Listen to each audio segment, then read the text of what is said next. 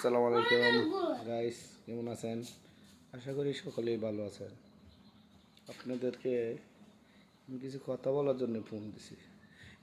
কিছু কথা বলার জন্য বলতেছি। আসলে সংসার জীবনটা এমনই হয় যে এই সংসারে স্বামী স্ত্রী সবাই মিল আছে, সেখানে ভালোবাসার অভাব নাই।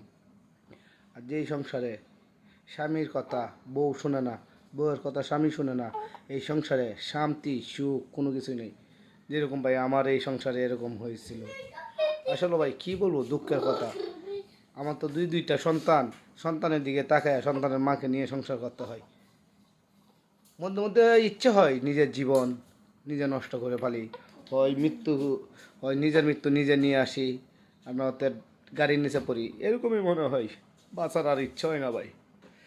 না, বউয়ে করে তাল বাহানা, বাচ্চার মা তাল বাহানা করে, যার জন্য ভাই ভালো লাগে না, যার জন্য ভাই ভিডিও করতে পারি না। দেখেন আমার একটা ছেলে আছে, এই ছেলেটার দিকে তাকায়া শুধু আমি সংসার করি। আর নয় ভাই সংসার করতাম না।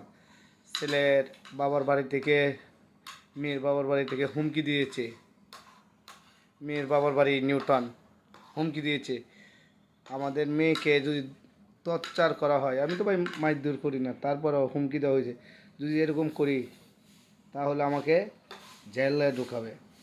আসলে আমি জানি না কী অপরাধ করলাম, যাই হোক কী অপরাধ করছি আমি জানি না। তবে যদি এমন কোনো অপরাধ করে থাকি তাহলে আপনারাও আমাকে সাজা দেন। আর কিছু বলবো না ভাই, কষ্ট ভাই বুকটা পেটে যেতেছে। আসসালাম।